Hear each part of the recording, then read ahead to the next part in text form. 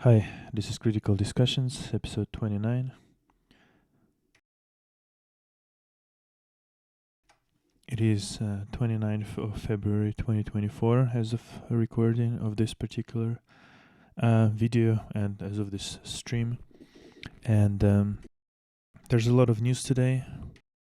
Well, not today, but this month. And so let's get right into it. Two main news, the biggest one, are basically the fact that Alexei Navalny, Russian oppositioner, was murdered by Kremlin in a penal colony where he was sentenced for a fabricated case, and he's been killed on February 16th, 2024, and that's the news. That's the big news, and he's been um, he's been an interesting character. He's been an interesting political figure who said some things that for which like Ukrainian people do not like him. He displayed certain types of chauvinism and nationalism in things that he said essentially or wrote on the internet. And unfortunately or fortunately, the internet remembers everything. However, and since I'm not like from Russia, I'm from Belarus, unfortunately, in general, I didn't really follow that much what he was doing and how he was sort of affecting Russian public or anything like that. But it seems like he had quite a lot of followers, so to speak, or supporters rather. And he's been sort of seemingly like always trying to do everything in a legal way without mass sort of destruction or anything like that. Essentially everything legal, everything calm, in a way that is not against the law, things like that. And he was murdered apparently. This is still like, I don't think it was released. At least like, again, till this day, I don't think it was released really why he died and how he died. I don't think family did like a independent medical examine. Maybe they've done it, but they haven't like posted, I don't think, anything about that. But obviously, like, whatever exactly killed him or however exactly he died in a penal colony into which like Putin put him. And Putin put him there because of a fabricated case of Yves Rocher, French company, by the way, which we shouldn't forget. And I'm going to talk about this. I'm going to talk about this just in a second. But yeah, like, it doesn't matter really. Like, was it because of his deteriorating health or anything like that, or was he poisoned? Was he beaten inside that colony? It doesn't really matter. The fact of the matter is that he died while he was imprisoned by Putin, and he was transferred into like a remote Arctic colony, penal colony with like really harsh environment, and he was put there directly as an order from Putin. And what's more interesting, well, I don't know if it's interesting or not. He was killed basically like a few days or like a week after infamous Tucker Carlson interview of Putin, and this is just another one of those like, yeah, I did that, and what you gonna do to me, by Putin, essentially. Exactly like it was with, let's say, like murder of Boris Nemtsov, for example. Yeah, I did that. What are you gonna do about it? And the West hasn't done anything about any of that. Hasn't done anything about war in Georgia, or occupation of Crimea, or full blown war of Russia against Ukraine. And now it continues, and it will continue unless the Western countries, Western politicians actually wake up. And it doesn't seem like it's gonna happen anytime soon, which is unfortunate because it means that more and more people will be dying. More and more people will be dying inside of Russia. Russians sort of on the front lines, as a fucking cannon fodder or whatever. Which about those people I don't really give a fuck. But what's more important is like more and more Ukrainian people will be dying until the Western politicians wake up and realize that they are dealing with a sadistical maniac and not a reasonable human being. They're dealing with a sociopath. I'm talking about Putin, of course. They're dealing with a sociopath, with a sadistical, genocidal tyrant, with a lot of complexes, because not a single like reasonable, normal human being wages wars. You have to be some sort of a maniacal moron. You like there have to be like something deeply wrong with your psyche, with your life in general, if you don't want to build your own country but want to destroy other countries and kill people. Instead of bringing life and prosperity, you want to destroy everything. That's like I don't need to be a psychiatrist major to understand that. It's really surprising that Western politicians still not up to the fucking speed with all of that. So yeah, Navalny, 16th of February 2024, died. I think it was a absolutely wasted death. He could have stayed in Germany and continue some opposition work or whatever. Now like he's became essentially like, I don't know, like he wanted to become like Mandela or something like that. He wanted to sit in a jail for 30 years and then emerge as this messiah or something like that. Well, it didn't work out like that, right? Did it? Because it's not South Africa, it's fucking dictatorship Russia. So absolutely tragic death and absolutely wasted life. Absolutely wasted, in my opinion, wasted potential of a person who was leading like millions of people, actually leading them. And now he's not there anymore, and now nobody's gonna lead those people anymore. Simple as that. Belarus and Russia, these regions are absolutely sort of neutered and subdued by all the like repressive apparatus machinery and like years and years of essentially beating people into submission prior to that, back in USSR still. And so it's like a generational sort of thing going on essentially in families that stay low, stay quiet, don't talk about politics, don't do politics, and sort of take care of your own life. Don't go into politics because it's not for you. And you know what? To a degree, it is correct, but only to a degree that you should be not be able. You should do everything possible to just like, if you've been born in these two shitty fucking places, you gotta just fucking try to escape those. There is no there's no point of like putting your life on the line. And in case of Navalny, this is all my opinion, obviously. In case of Navalny, just wasting it for nothing, really. What did he waste it for? The fucking people didn't even like. It wasn't like it was such a shock to them that they didn't like. It didn't anger them. The masses who like voted for him or were like at his rallies and so on and so forth. He didn't spark this like outrage of like, now there's going to be like 1,000,000 of people storming Kremlin or something like that. No, it didn't happen because his supporters are fucking latte hipsters, things like that, right? Like, and nothing against that, but sort of dictatorship regimes are not going away not going away because you go to a peaceful protest. Let's put it that way.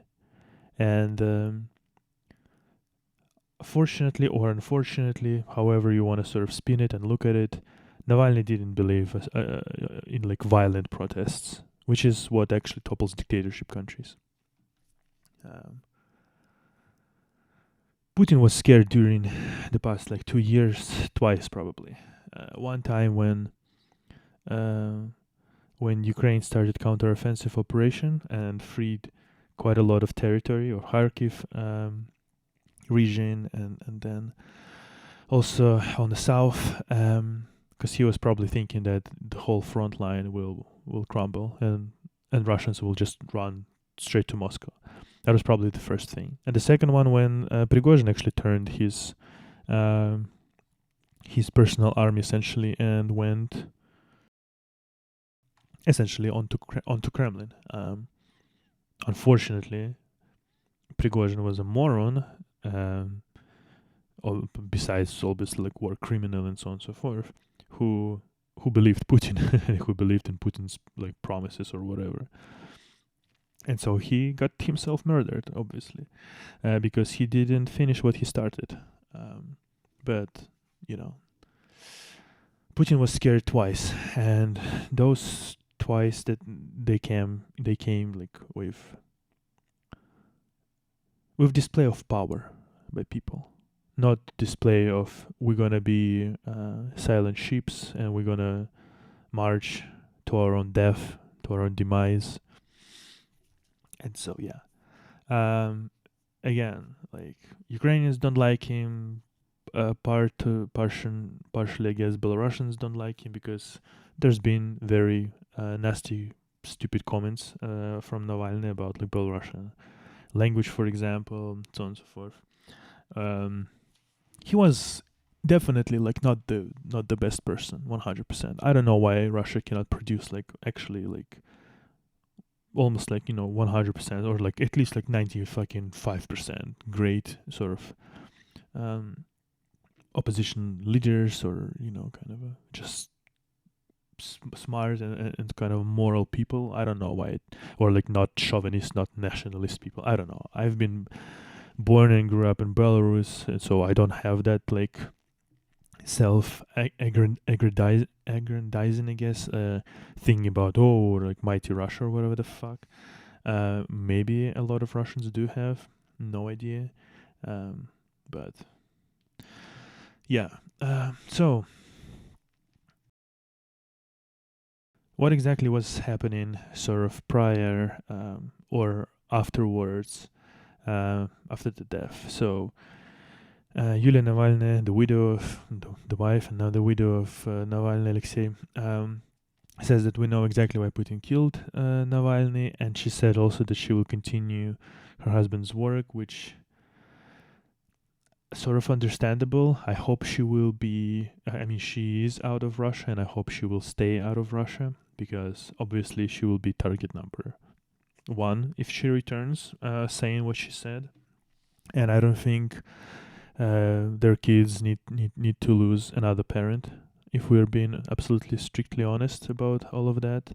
There is a video I'll put, obviously all the sources will be in the description, and so you can take a look at it yourself, read it yourself. But what's interesting is that they apparently was trying to sort of exchange him for a killer called Krasikov, which is, again, like, this is what Putin does. He literally, like, at least gives sort of the hope that, oh, like, we can exchange this and that, but like they're exchanging people for like literal murderers. And so I don't know like how much of this is true. Actually, again, there's gonna be like a video about all of that. And again,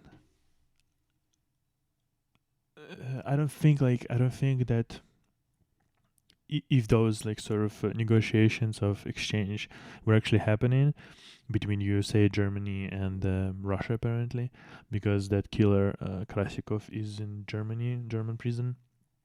Even if they were happening, they were never, they were never they were never to be finalized. I'm pretty sure, because once Putin sort of put Navalny in prison, that was essentially death sentence for Navalny, and I don't understand why he didn't understand that, and why he decided to essentially become this martyr.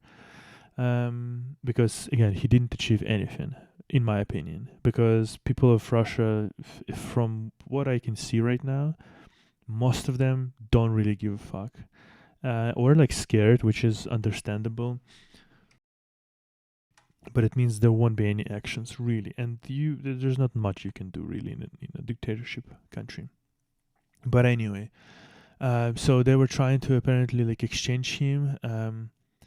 But what I'm saying is that like there is no way like Putin would actually exchange him. There is just no way. And what it was is just another sort of projection of power by Putin, because by saying that, oh, like listen, okay, like, well, first of all, there was a good sort of like a good little like an like a thought opinion about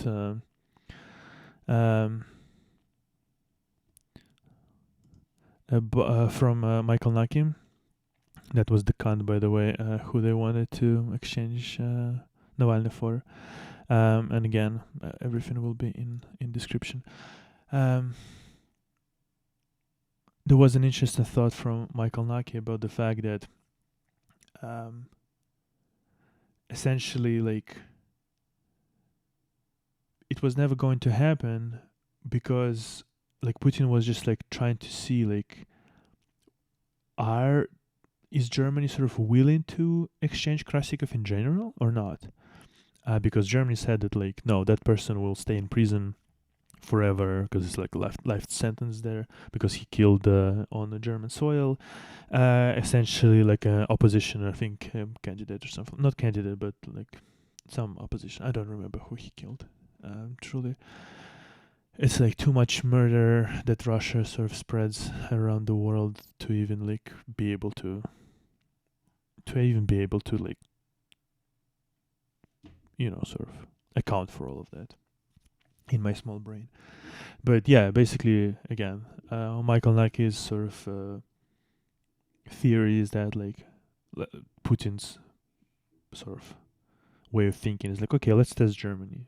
Are they willing to exchange Krasikov for Navalny, for example? Because that's like a high sort of value target in a way. And in the end, sort of apparently, Germany said like, okay, you know, no, for Navalny, okay, and apparently for two other unnamed United States citizens, which probably is like I forgot his name. It's gonna be in all these links that I put into description. There was like one of them United States citizen is like a journalist, and another one, I forgot who it was. Anyway, so yeah, apparently Putin like tested the waters.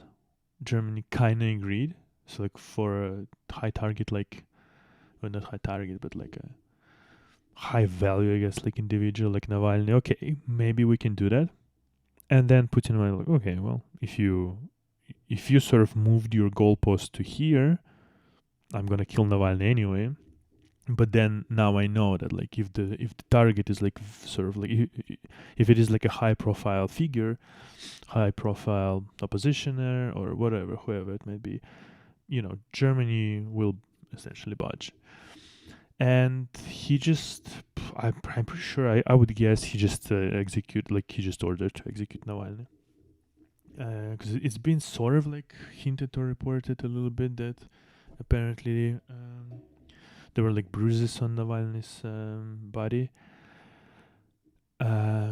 So maybe they even like tortured him. I don't know. Again, the family didn't release like full statement about that. No, they've done apparently like the full independent coroners like medical examine. I don't know.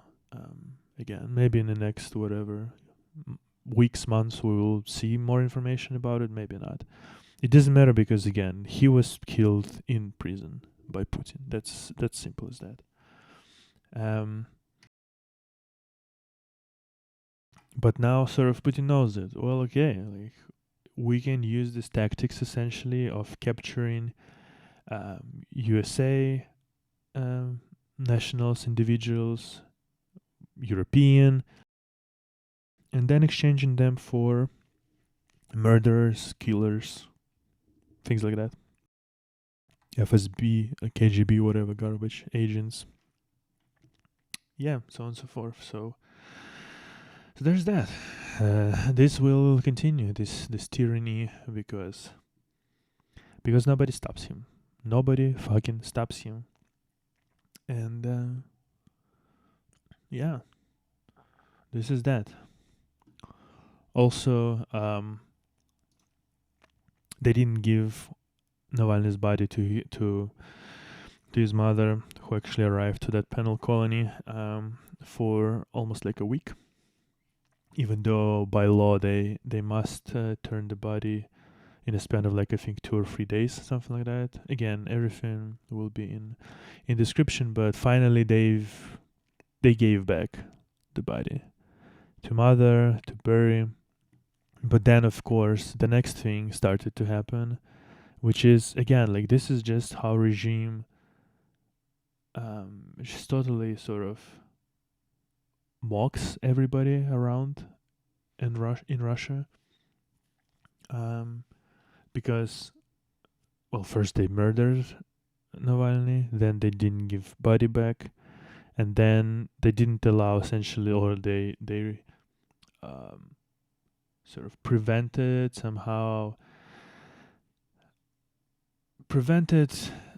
find place for burial and for like a memorial service. And so it took people quite a lot of time, essentially, to find even a place where to bury Navalny. But at the end they found a place, and a public funeral for Navalny set for March 1st, which will be tomorrow.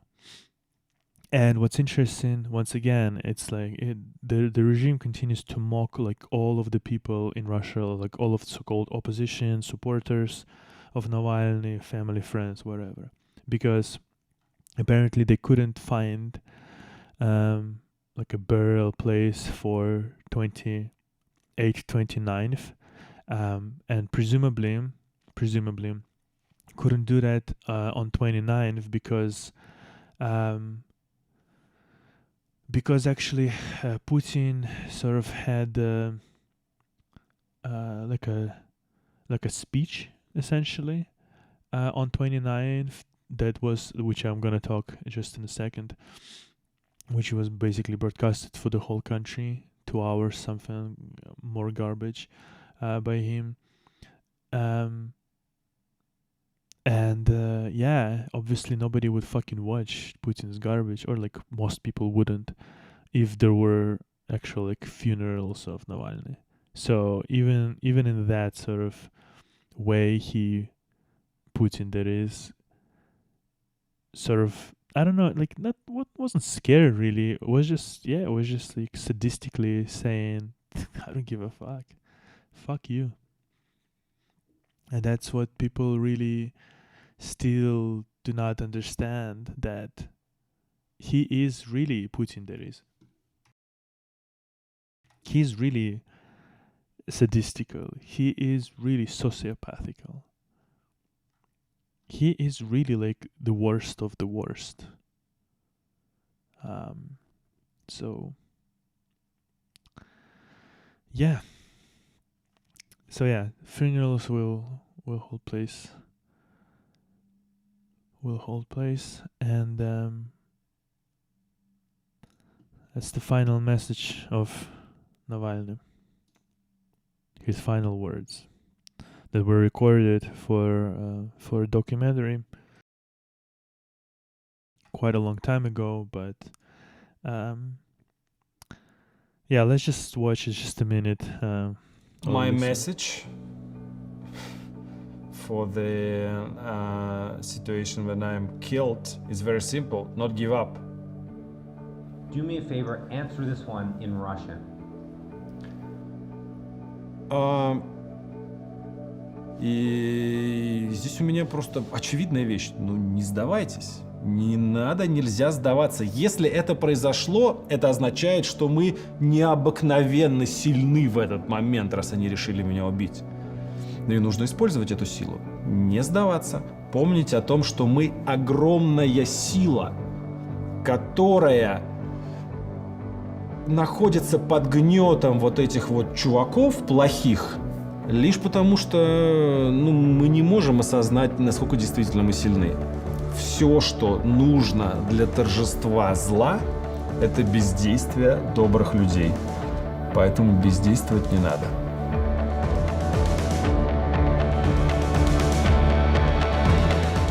My message. And so that's the message, right? If you don't watch the video version, essentially, he's saying that in Russian, he's saying that, let me tell you something very obvious.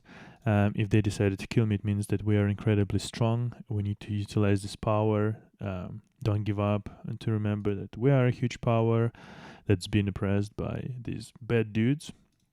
And we just don't realize how strong we actually are. The only thing necessary for the triumph of evil is for good people to do nothing. Half of these statements are correct. Half of them are, unfortunately, not true. Because they decided to kill him right now, not because people are incredibly strong, but because people are incredibly weak, actually. Because when he was recording this, I don't think there was a war in Ukraine, like full-blown war in Ukraine. I don't think so. I think this was recorded like in 2020, this documentary, and it was more like about investigations of corruption and all of that kind of stuff.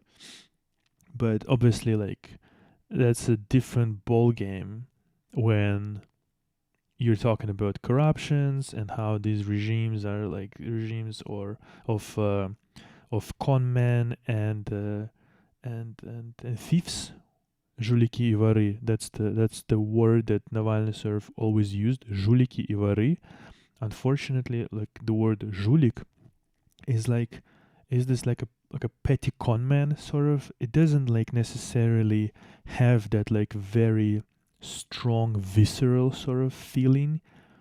It even sounds kind of a funny, kind of almost like a joking, like жулик. It's like, oh, whatever, like he cheated a little bit here and there, like, oh, whatever. And I think that was also like one of the unfortunate sort of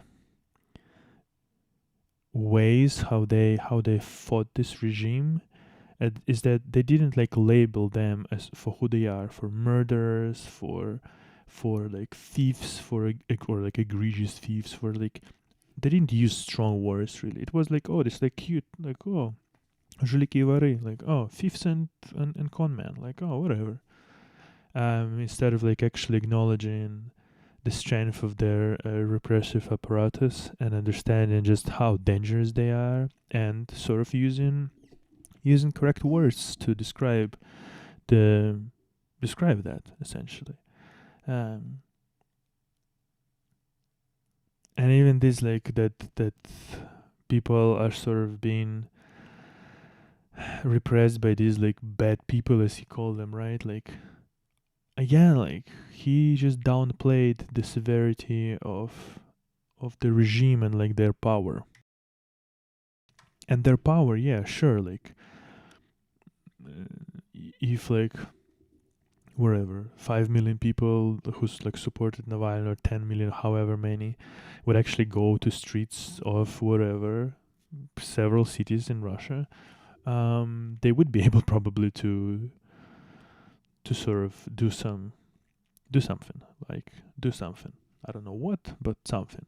But that's the strength of these these KGB Chekists, there's all of these absolutely fucking pieces of shit that came from repressive USSR machinery, because Putin is one of them, and he obviously created around him the same, or like installed around him the same people. And they know something. They know something not how to like control people, but how to instill fear in people of such sort of veracity that people do not do anything anymore, and how to sort of spread disinformation, misinformation, and pit people against each other, that they don't feel united, that they would rather sort of write kind of some like claim onto another person than to help that person, and so on and so forth. Like, I'm not saying anything absolutely like new or revelatory or anything like that, but I feel like a lot of people, especially those who watch something like Tucker Carlson interview of Putin and think like, oh, Putin could, like, it's so hard to understand whether actual Americans or some Europeans believe in that. Europeans probably less so, Americans maybe, because they don't understand anything at all about Putin. But even Europeans, truly, like in some countries, they just don't understand what people of like Belarus, Russia, Ukraine now obviously are dealing with in terms of dictators in the countries of Russia and Belarus. So people, instead of like actually pointing out to the fact that, you know, this is a lie, this is a lie, this is a manipulation, they're saying like, oh, it's so amazing how Putin was able to talk for 2 hours without like looking at some papers or whatever, like Biden often does or something like that. And it's just remarkable how people just don't understand that whatever he said is nonsense, it's bollocks, is insanity, is just completely wrong. And yet people somehow like, yeah, people miss the point, miss the mark essentially. And so yeah. Anyway, so Navalny is killed.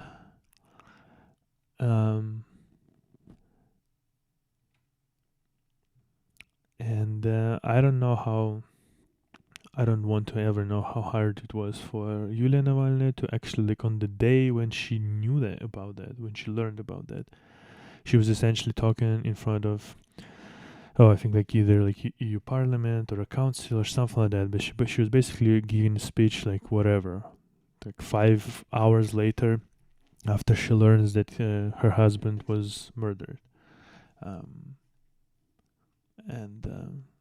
Yeah, that's tough. That's really tough. Anyway.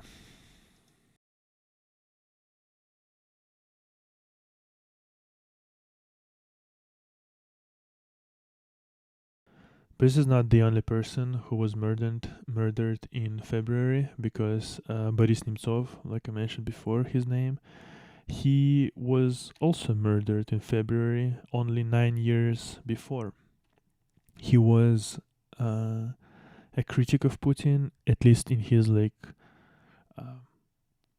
in his sort of later days, because in 2000s or 1990s, he was shaking hands with Yeltsin. He was shaking hands with Putin, and even like endorsing Putin. There was a video how he's endorsing essentially Putin to become like a president or whatever. I get that like nobody probably saw this like weasel, this piece of garbage. Look at him. Like, is this like a dictator and tyrant and a person who will wage wars and kill their own people and actually murder essentially Nemtsov right here? This is like such a fucking photo. Holy fuck. Do you if you look at this person, of this like despicable, like just like some weasel, like fucking that, would you think that he can become like a tyrant? Well, don't underestimate, and don't stop like electing short guys into your, or like, yeah, pushing short guys into politics, because that's what happens. All the complexes are then realized into actual wars. What's interesting about the photo that, again, if you're listening to this, check a video. What's interesting about this particular photo is that I don't really know these two people on the right, but this is Ilya Yashin. He's in jail. Boris Nemtsov dead. Vladimir Milov in the center. He is in exile essentially. So coalition of democratical forces. That says like on the banner, and that was 2010. 2010, it was a different time. There was no Crimea annexation yet. There was no mass protests yet, and people actually believed that they can maybe do something. And yet they were not able to do anything. He was protesting, Boris Nemtsov, he was protesting against occupation in Crimea. Although again, there is a video where he says like, when interviewer asks him what you would do about Crimean people, he, like Navalny, also said something like, well, it would be such a shock to the people if they're like transferred back and forth, like whatever, like some baggage or something like that between countries. And I'm like how is this possible that even people who supposed to be like oppositioners to Putin, why they can't just say like, no, it's the occupied by Russia territory of Ukraine that should be immediately transferred to Ukraine, like reparations should be paid to Ukraine for all of the whatever income that they haven't received from the region or whatever it might be. And then if somebody from that region wants to go to Russia, okay, we can give them Russian passports. Why is this like such a sort of hard thing to say? I just don't understand whatsoever. Why do you need to do that, like fucking butterbrot or like sandwich of Navalny sandwich? This is why Ukrainians hate Navalny, or like at least some Ukrainians hate Navalny, because also when asked about Crimea, he's like, what is it, like a butterbrot, which is butterbrot. Germans wouldn't understand that this is a word for essentially like a sandwich, quite literally butter and bread, butterbrot, but which we call in Russian language essentially like a sandwich that you put,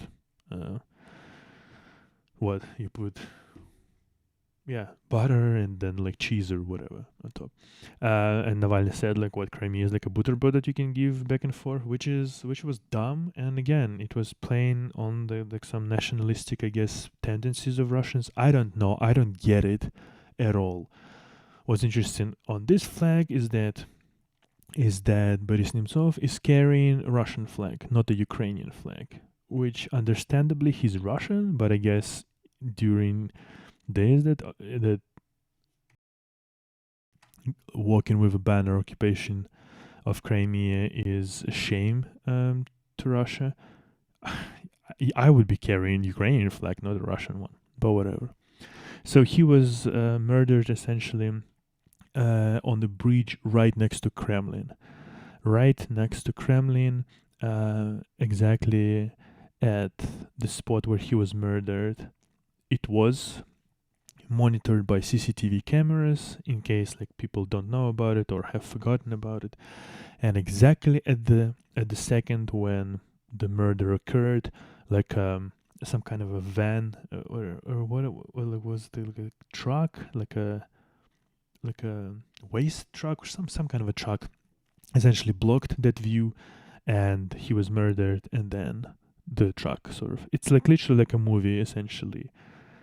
Truck blocks the view, person is killed, trucks goes away. At least that's what they kind of showed. And then they said something like, oh, other cameras sort of misfunctioned or malfunctioned, and so we couldn't catch a killer, which of course you couldn't because it's in the Kremlin. It's like literally, I don't know, 300 meters away. So, yeah, you could kind of see basically like red square and the bridge, and yeah. So yeah, he died, or not died, he was murdered. Navalny was murdered, and now people who are in jail in Russia right now are in danger, obviously, because it definitely shows that Putin is getting more and more unhinged because he just doesn't see any resistance. And because people still don't understand how to deal with gopniks, yeah, it nothing happens essentially. Nothing happens, which is unfortunate. Really, really, really unfortunate. All right.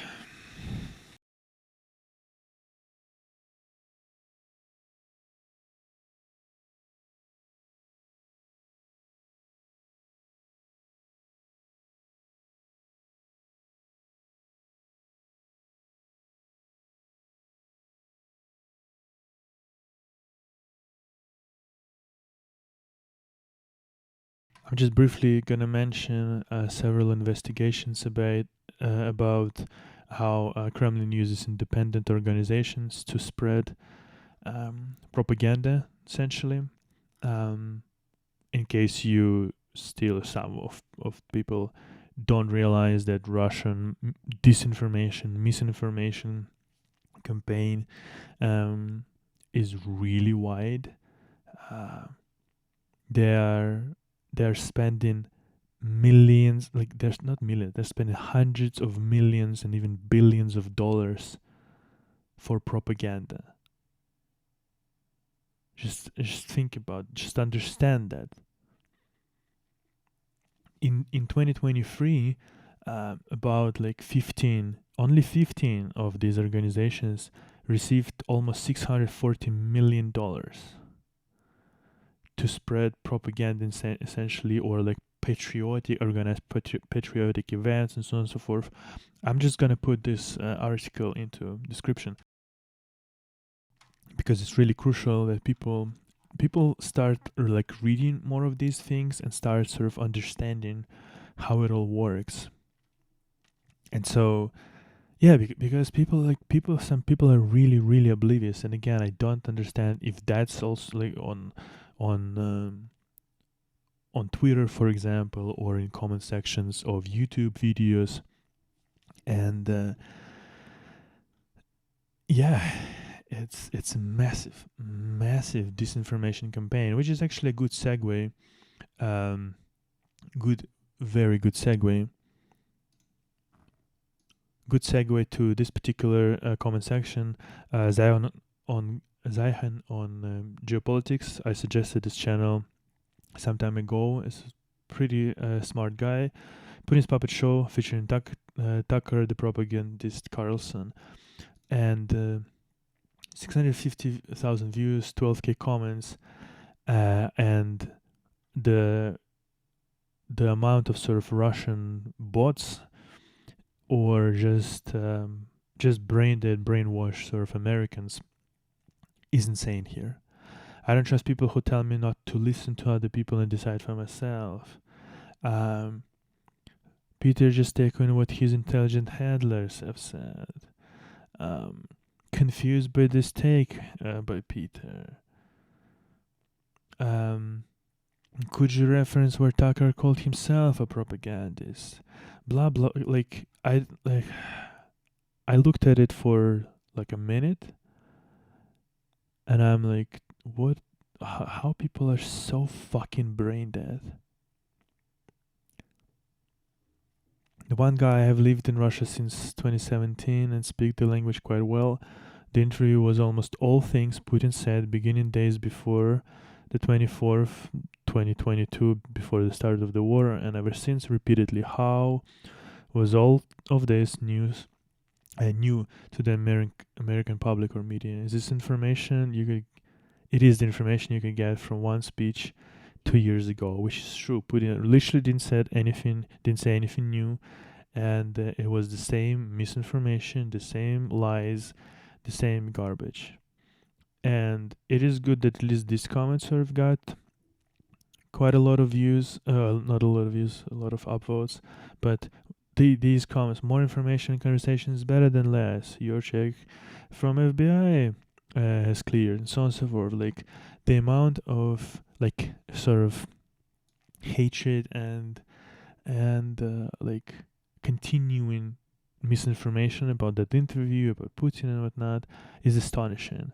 And 12,000 comments is a lot. I don't think he gets 12,000 comments that usually, that often on his like regular kind of videos, for example, like wherever, the future of, like, let's say, like Germany or China, or future of like Sweden joins NATO. He's getting usually like 1,000 comments, sort of 1,300, maybe 3,000 on better days, you know what I mean? 2,000. And then suddenly on this particular video that got similar amount of views, essentially, like, or maybe like twice as many views, but he gets 10 times more comments. Instead of 1,200, he gets 12,000 comments. Like, do you see the pattern? And no, this is absolutely wrong. I don't trust people who tell me not to listen to other people and decide for myself.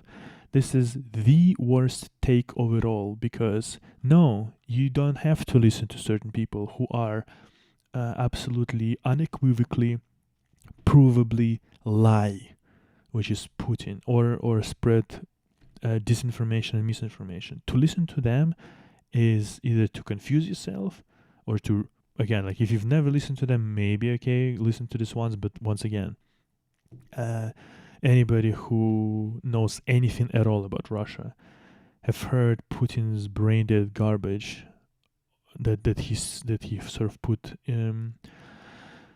out there into the world via his fucking puppet, Tucker Carlson.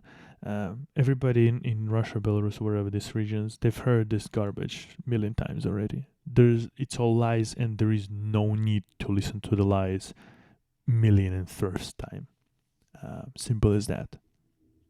Yeah, form your own opinion, but not by listening to fucking liar and a dictator and a fucking genocidal tyrant who wages war against one of the biggest countries in Europe. There is no need to listen to that person, because his actions speak louder than words. Simple as that. So this is one of the fucking worst takes that any sane human beings could do. And yeah.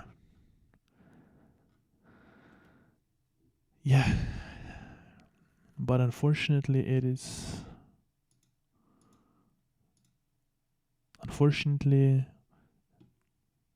this whole giant disinformation and propaganda sort of network is in full play, in full scale.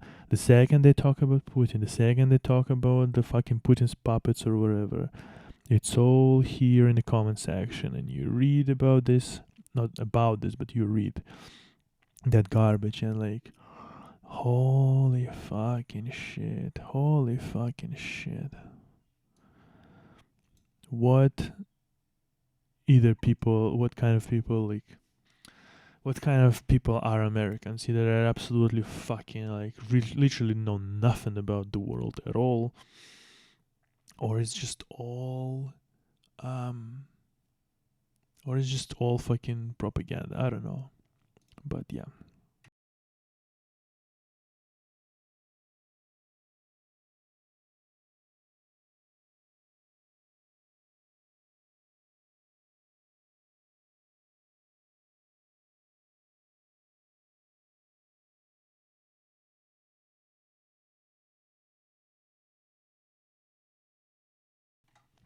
Since we're talking about that brain-dead, very fucking vile sociopathic dictator, let's talk about the fact that 29th of February 2024, there was some kind of a speech of Putin that essentially students were forced to watch, and that shit in general was like 2 fucking hours and 22 minutes of garbage that I'm not even gonna pretend that I'm gonna watch this shit, because I don't need to. Because it's all lies and lies and lies and lies and lies and lies and lies, and nothing but the lies. And I don't need to waste my time listening to lies of a liar. But what's kind of interesting is that I want to show you.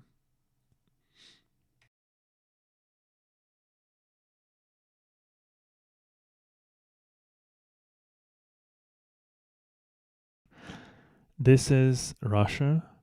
It's a billboards in Russia. This one is Tyumen.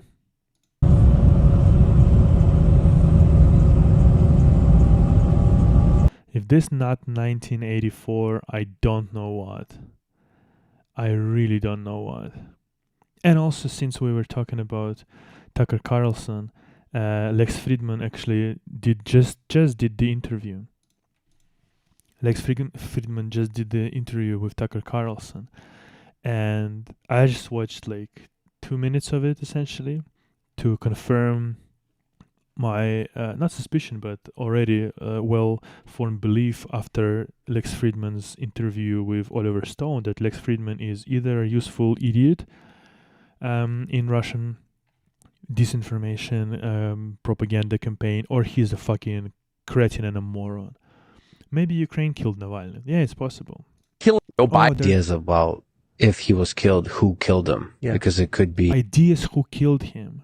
There could be Putin. There could be Putin. There could be somebody else in Russia. There could be It could be Ukraine. somebody in Russia who's not Putin.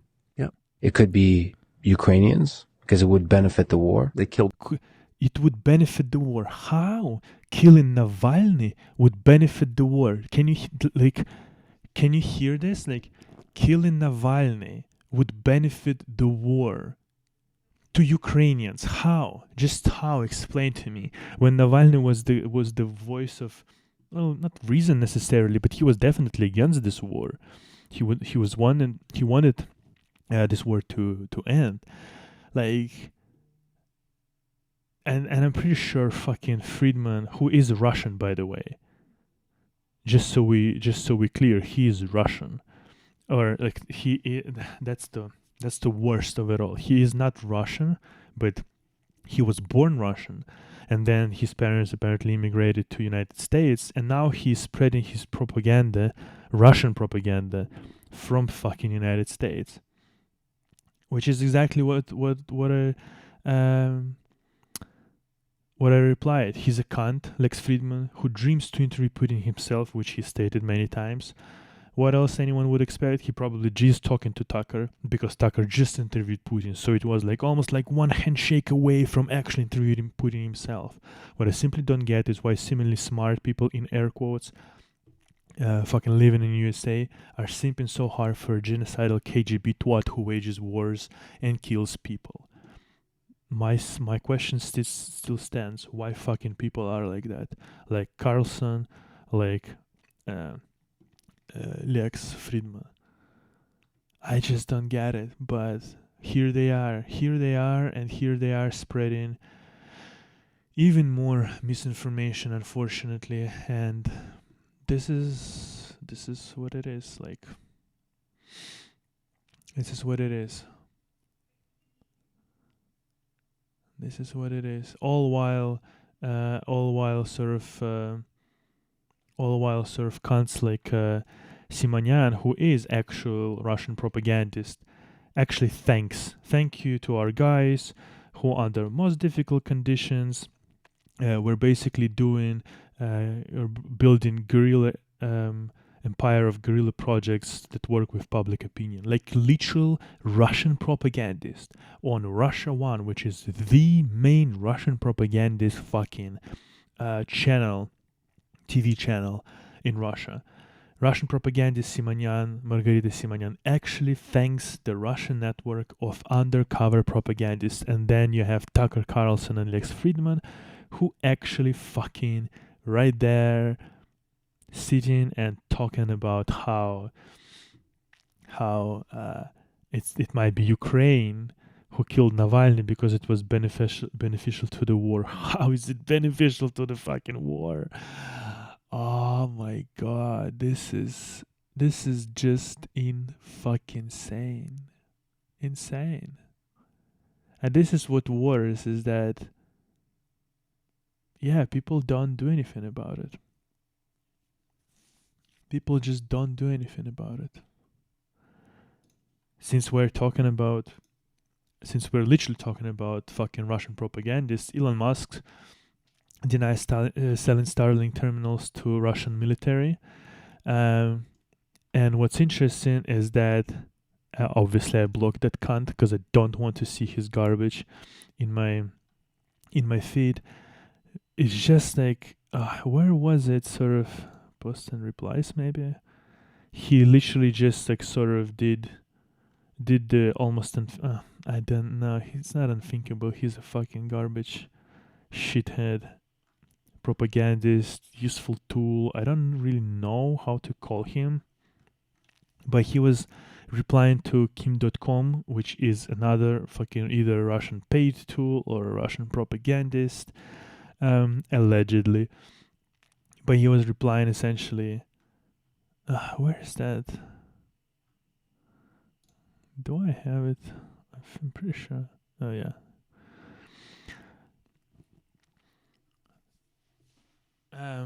Zelensky lied to his people about the casualty numbers of Ukrainian troops. Russian Defense Minister Shoigu disclosed that Ukraine lost 444k soldiers so far. Currently, 800 Ukrainian soldiers die every day. Obituary died of him. Ukraine confirms it! Exclamation mark. Which is like, okay, so Zelensky told you information, and then Russia told you information, and you choose to believe Russia instead of Zelensky. Why?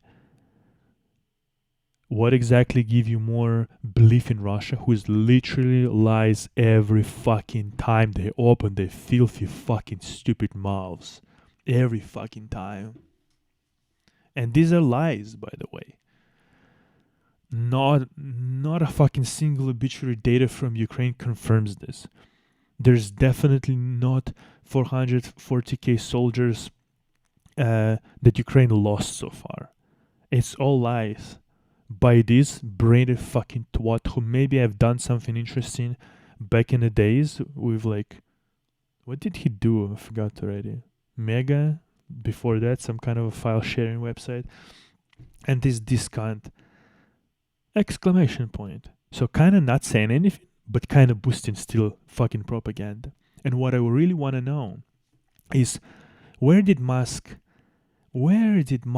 got money to actually buy Twitter? Because he was searching, and he was searching a lot. And it's so interesting how he bought Twitter on 14th of April 2022. 14th of April 2022. Or is it 14? I think it was 14.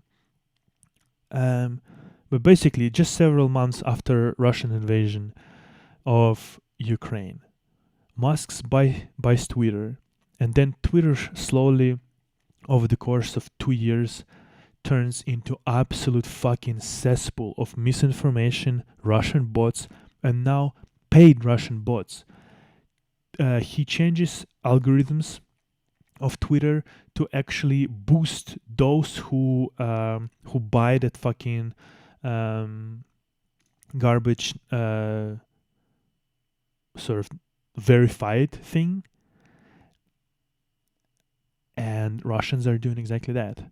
Just buying the garbage verified check marks, creating a fucking wide network of allegedly of misinformation and all of that kind of shit. Musk gets money, at least some money, from Russian government essentially directly. Okay, not directly, but through a few sort of in-between steps. And voila, essentially Russia controls the narrative on Twitter.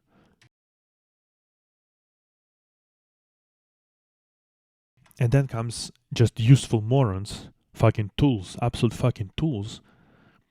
But it started with this cunt. And I just don't understand how this piece of shit still has like defensive contracts with has contracts with United States defense, with Starlink, with SpaceX. Just fucking nationalize Starlink and send fucking Musk to Mars, or go back to fucking South Africa and, build there whatever the fuck space program. What a fucking cunt. I didn't give a fuck about this person ever, but now seeing how he ruined Twitter and how he is like one of the crucial tools in Russian disinformation campaign, I fucking despise this piece of garbage. It just shows that how actually fucking braindead people can be. Despite the fact that they have money, and presumably you would think that you have like more time to actually educate yourself, learn about things, but no. Fucking hate this piece of garbage. Absolutely despicable human being. And again, it's an open secret. Russia is boosting calls for civil war over Texas border crisis. An all-encompassing Russian disinformation campaign is using everything from bots to lifestyle influencers to powerful state-run media to sow division in the United States. And look at the fucking Speaker Johnson, who is literally sending fucking everybody to holidays instead of actually helping Ukraine and providing weaponry to them. I will include again the articles into description, but like, it's so pathetic. It is so bad. It is so insane that essentially nothing is done about that. Nothing is done about that. And people are asking, where are where is the West? Why then they can't at least mirror the actions that North Korea is doing? 3 million artillery shells delivered by North Korea to Russia already. So Russia, think about that. Russia, the biggest country in the world, whatever, blah, blah, blah, the mighty fucking Russia cannot produce artillery fucking shells themselves. And North Korea actually does this for them. Think about that. Mighty fucking Russia, my ass. But because North Korea and Iran actually deliver weapons to Russia to strike Ukraine, Russia can do that, and then the West doesn't fucking do that. 3 million. Right now, the Czech Republic and few of the European countries thinking about getting money, essentially searching for money to deliver 800,000 artillery shells to Ukraine. These cunts already delivered 3 million, and they are continuing. They're continuing doing that. I just don't get this. I don't fucking get that. And again, 1984. Literally 1984.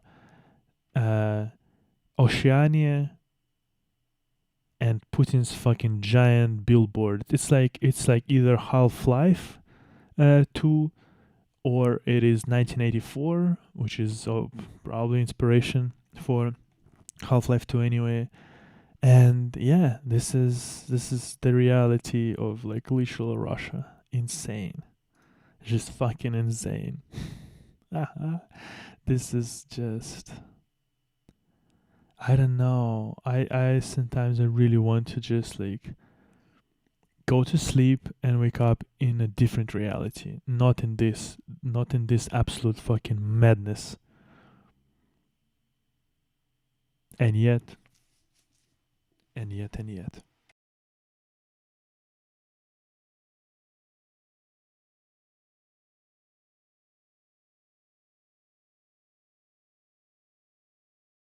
just want to show you one interesting kind of not video, but the idea.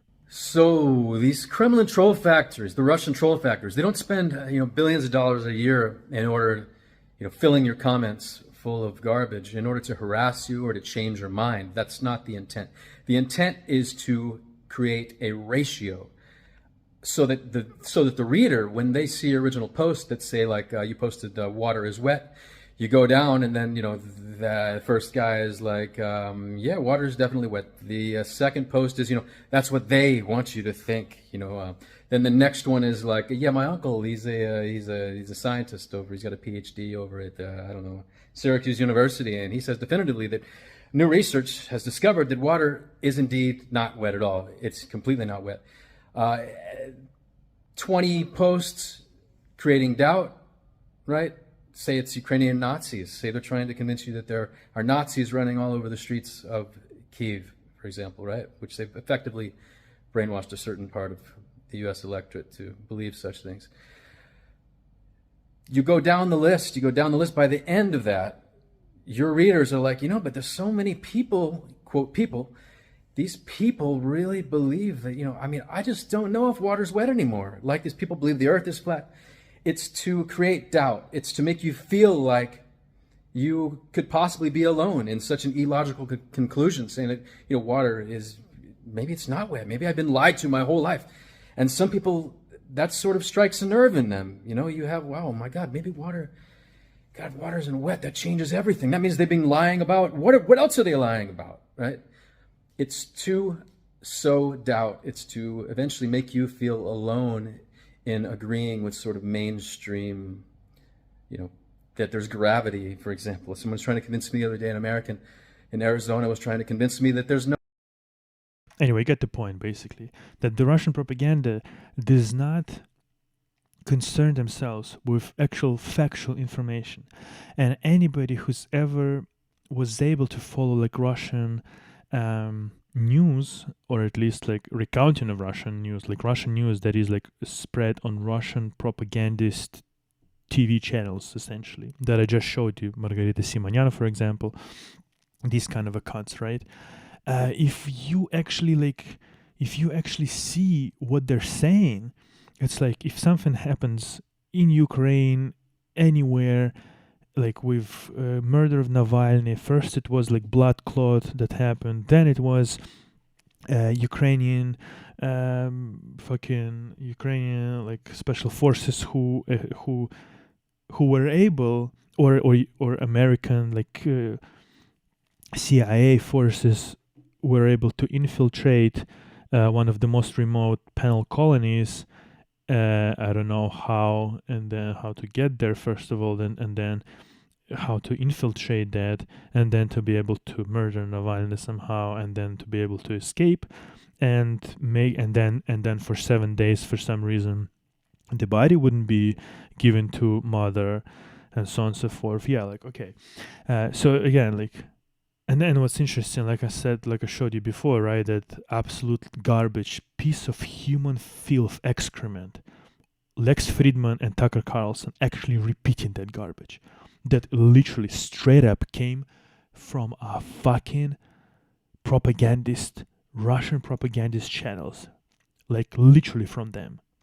Because they were spewing those absolute fucking nonsense for several days. So what I'm getting to is, they're doing that in such fashion that literally it's not to give you some idea like of possible event. No, it's just to throw shit at the wall, or not at the wall, but at you, and to throw so much shit at you that you are completely covered in that shit, and you don't know even like where to start clean yourself, from where.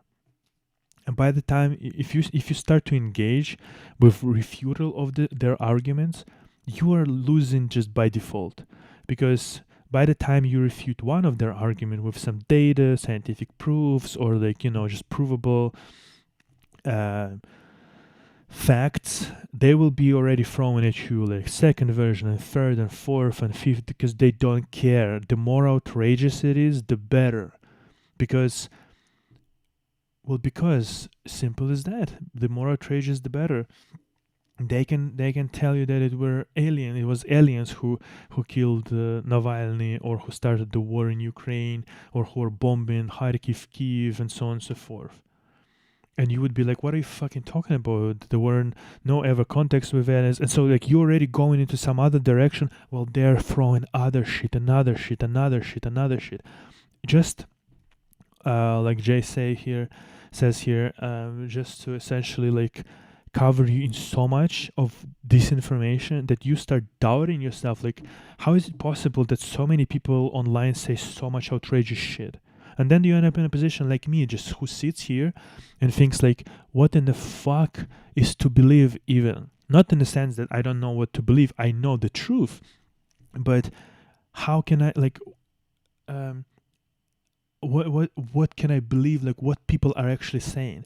Are people actually that brain dead? Are people actually that evil? Or are they bought? Not they're bots, but are they bought by Kremlin? Are they given money to spew the propaganda and nonsense and all of those things? You know what I mean? And that's precisely what Russian propaganda wants. They want you to feel empty. They want you to feel really sort of alone in the sea of disinformation, and they are so successful at it. They're so successful that I don't understand how people don't see it and how people don't fight against this. Fucking top Russian propagandist, one of the five, the best well-known Russian propagandist, thanking guerrilla, whatever the fuck it's pronounced correctly, guerrilla projects that work with public opinion. She is saying this out loud for anybody to listen. It's just like Western fucking countries do not listen. They do not fucking understand, apparently. Everything that comes from Russian fucking mouth is disinformation, misinformation. It is proper fucking ganda. I just don't understand how fucking people don't understand that. And it's not something new. It's been going on for decades here in these regions. Russian segment of internet is a complete fucking wasteland. Not wasteland, no, it's a fucking garbage land. That's a better way to put it. Because wasteland might mean something different. No, it's a garbage land. There's so much trash that I've literally stopped reading anything in Russian language because it's just propaganda. It's garbage. It's shit. This is insane. This is insane, and this is making me fucking insane. Because people just refuse to listen. Refuse to listen and understand.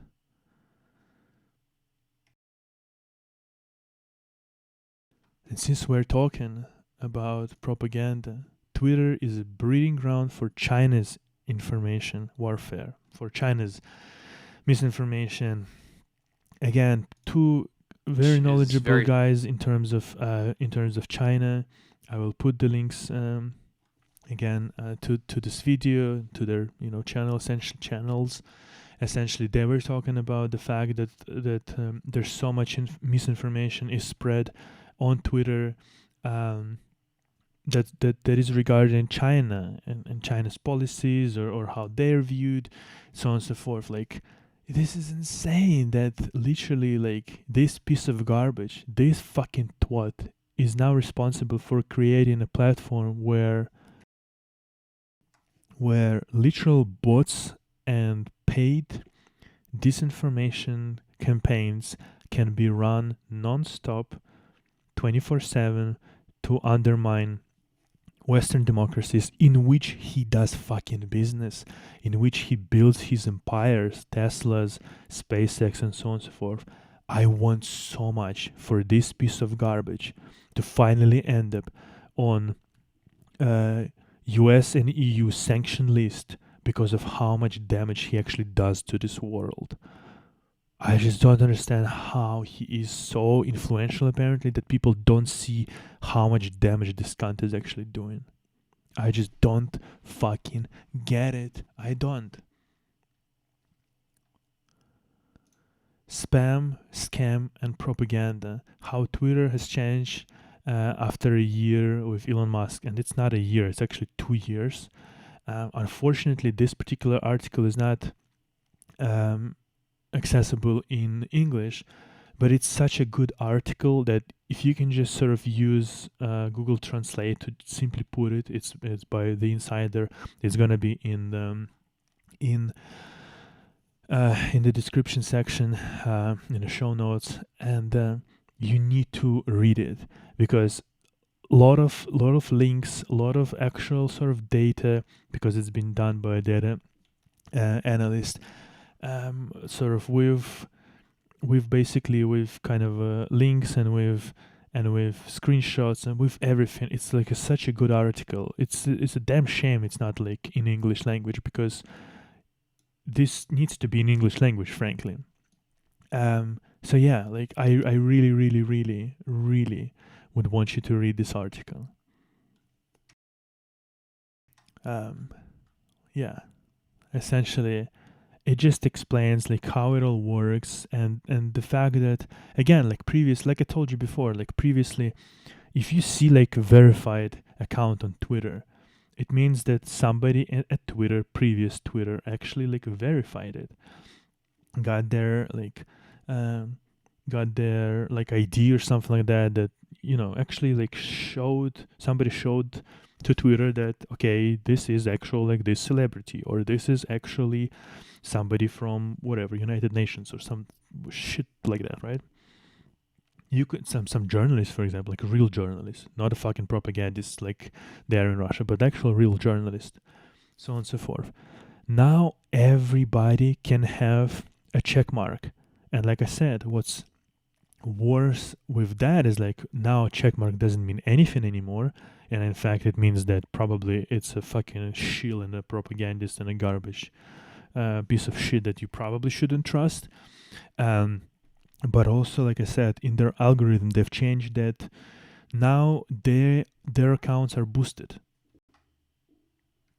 They're boosted in the algorithms, and it means that if you are bots, if you are Russia, you can just pay hundreds of millions of dollars and actually buy yourself top positions at the search, at the comments, at the replies, like everywhere.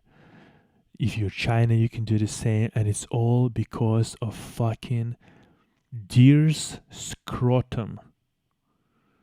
Deer's fucking scrotum. It's just so, because I don't speak because English is not my native language, I don't like think about the word musk, but it's actual fucking deer's scrotum gland, right? Scent. And secrets, right? Secretum, whatever, you got what I mean, right? And like we're living in some kind of a fucking med simulation where a deer's scrotum can actually poison so much of the fucking world by his actions that allowed the most despicable regimes, which still have money, to absolutely spread misinformation across the whole fucking world. That is fucking insanity. Insanity.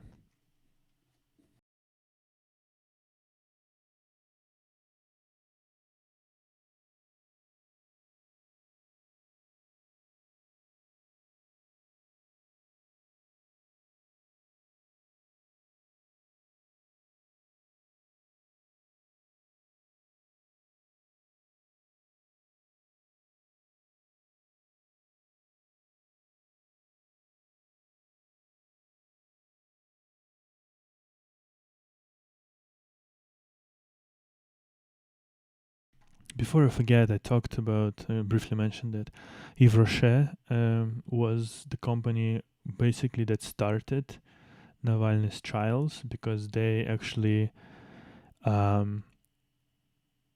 created like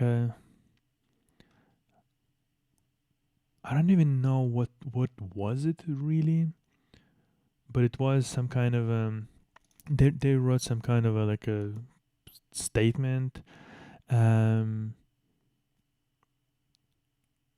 statement to what is Следственный комитет?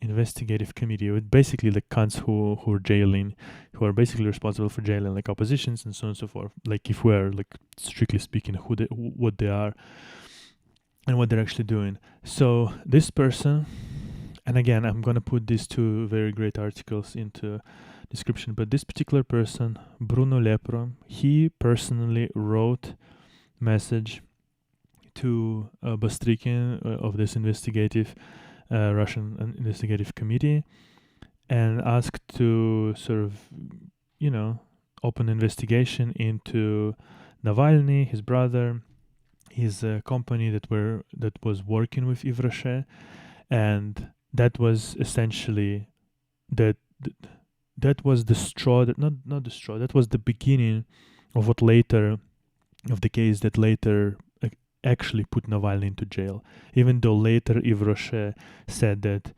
they didn't incur any damages, so Navalny kind of did nothing wrong essentially, and they tried to essentially excuse themselves of that process and so on and so forth, but this particular cunt started it. So just so we know the face of a person who eventually led Navalny to death. This is one of the fucking things, one of the person who started that all. And just in general, company Yves Rocher. What a fucking garbage company, apparently. If that's what they've done. And that cunt, by the way, he later was doing some other businesses with Russia. So he was like a CEO essentially of Perfume Network, and then other stuff. Basically has some ties anyway with Russia. So I just want this face to be here, Bruno Lepro. And I think it's always a good idea to actually name names and actually show to the world essentially those who are responsible for bad actions, who are doing evil, no matter how small that evil is. And certainly writing some kind of a letter to an investigative committee in Russia, asking essentially to open investigation on oppositioner person. And he could not know that, because Navalny was doing his politics for quite some time, for a long time already, at that point when this guy essentially asked to open investigation. So Navalny's blood on his hands as well.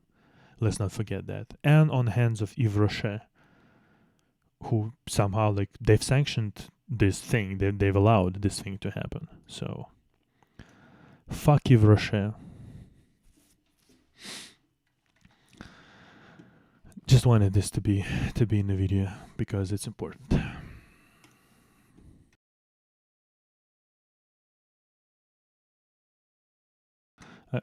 I guess let's go like rapid sort of news.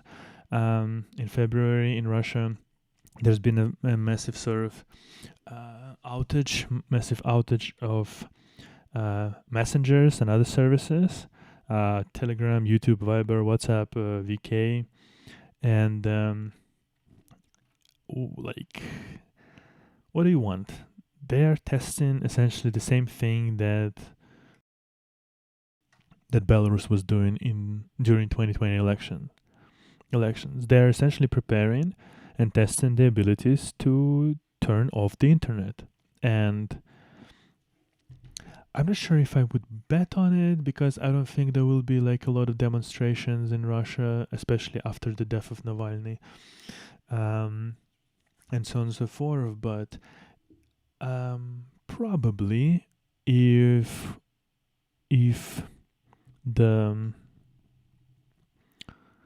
Kremlin actually learns, and that's not particularly hard to learn because opposition obviously, like always, talks about all of their actions on YouTube.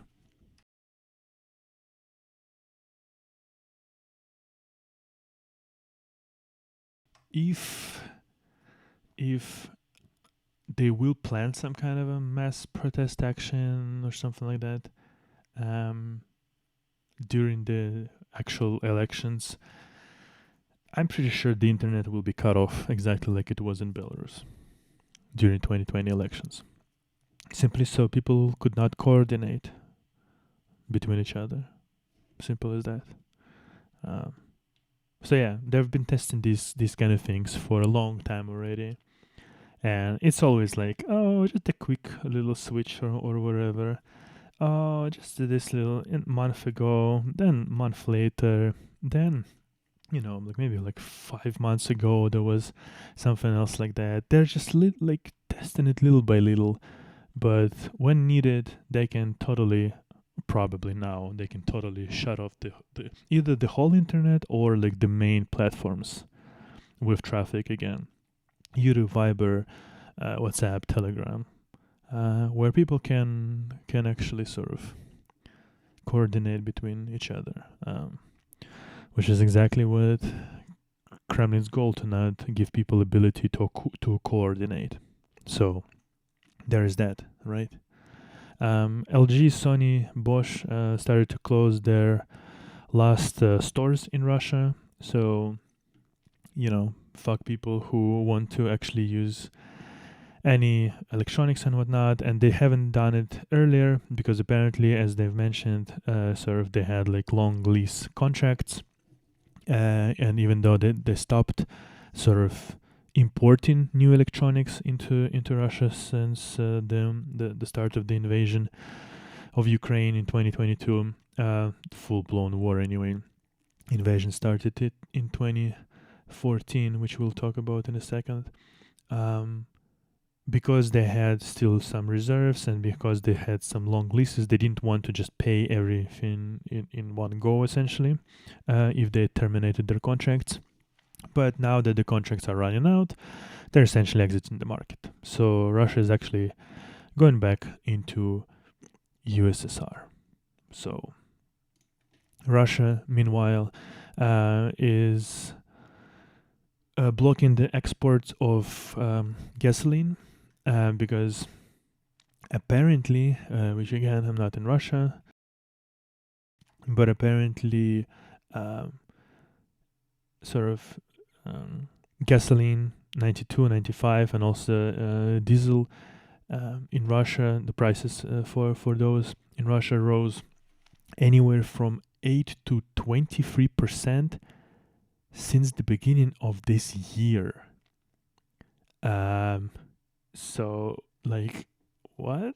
I mean, I didn't know that, but we are only 2 months in, and even if the price went up by like lowest of these 8%, it means that we've given the dynamic like that. It means that by the end of the year is going to be 2 times more, 2 times price increase of the gasoline of diesel, which is okay. That's quite insane. All while meanwhile the Russian statistics department sort of tells you that inflation is like around like 5-6% per year, and they're trying to get it under control, like under 4, which is like, how does that fucking calculates if your gasoline rises by like 10%, 20%, essentially like a month, and then and then you still have 10 more months to go. Like, how does that compute at all? It does not really. So yeah, that's an interesting little trivia right there for you. And then Emmanuel Macron said that he's not really disqualifying the ability of, or the possibility of NATO troops going, or maybe not NATO, but Western allies essentially going into Ukraine and supporting them sort of from the backlines essentially. as he was kind of suggesting. And then of course Olaf Scholz immediately sort of said that no, it's not gonna happen, and what's more, we're not gonna give Taurus missiles to Ukraine either, which is Scholz is like, I don't know. I don't know what happened with German leaders, but Merkel created basically this whole situation with Russia and everything like that, because of the reliance on their natural resources, on gas and whatnot. And Scholz now is just continuing this garbage, even though he said that if ATACMS will be in Ukraine, will be delivered by USA, Taurus will follow. ATACMS are in Ukraine, at least some, and Taurus not there and will not be there, as he stated, which is again like sort of, who are you for, Scholz? Who are you for? Meanwhile, Sberbank, which is the biggest bank, the national bank of Russia, reported more than 1.5 trillion rubles of net profit. That is basically like the record-breaking amount, and according to the press release of the bank, the net profit increased more than 5 times compared to 2022. I don't know how it like fucking happened, but here you go. Which goes to show that there is still a lot more to do about sanctions on Russia, like a lot more to do. Then apparently Russian drone was following head of Ministry of Foreign Affairs of Germany, Annalena Baerbock, when she visited Ukraine, and the minister swiftly fuck off from Ukraine, essentially, which just goes to show again, she visited Ukraine 24th of February, second anniversary of full-scale war. First she visited Odessa and then Nikolaev, and then apparently in Nikolaev there was like some kind of a Russian drone, and the Ministry of Foreign Affairs of Germany decided that she must immediately sort of leave Ukraine, and they just fuck off, and while Ukrainians have to leave like that every day, every fucking day, and the help from Germany doesn't come because they have fucking Scholz, who doesn't have balls. So great.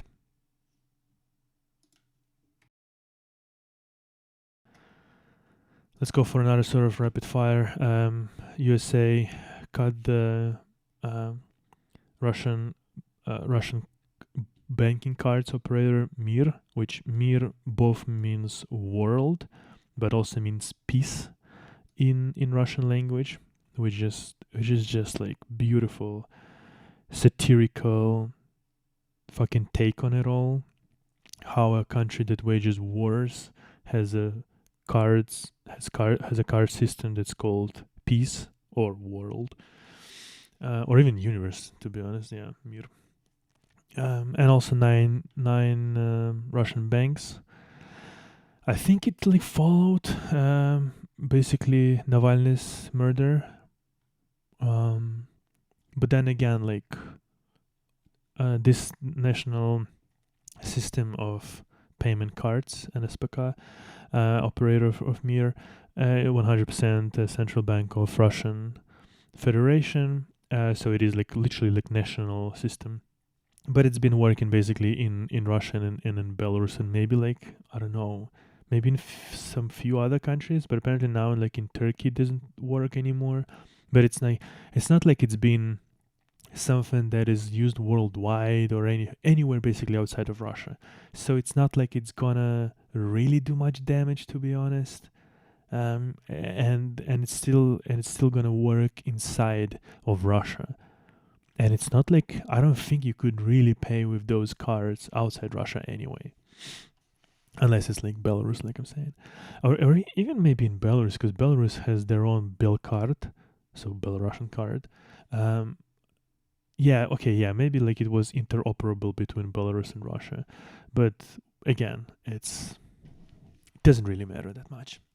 But we've learned about SDN list and specially designated nationals and blocked person list, which is quite a big list, which interestingly like has Putin on it and Kandelaki and Dugin and Shoigu and some other people, which is interesting. I'm gonna put the link into the description because I didn't know about this list. It's a full big PDF, like 12 megabyte and like more than 2,000 pages with all sorts of like shitty people apparently on it. That was more interesting about this whole sort of news that I've learned about this particular list and about this particular link that I will include, so you can investigate yourself and check who's on that list.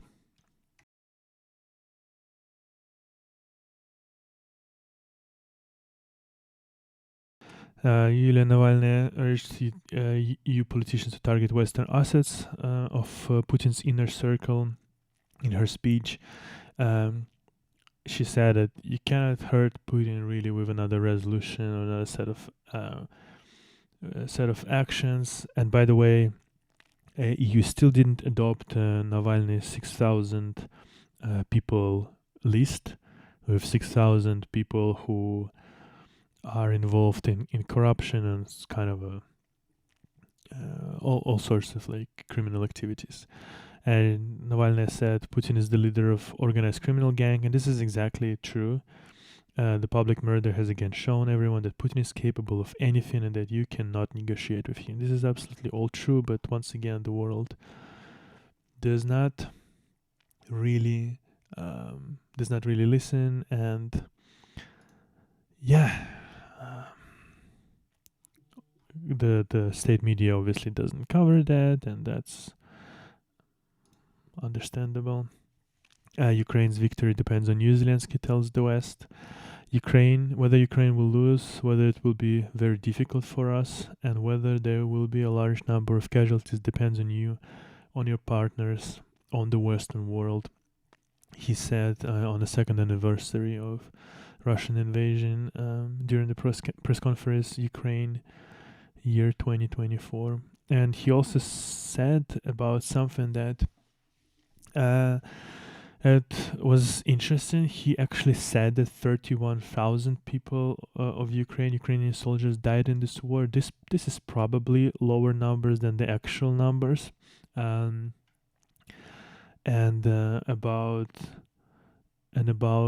Apparently, I think he mentioned also about like 300,000 of Russians died, something like that.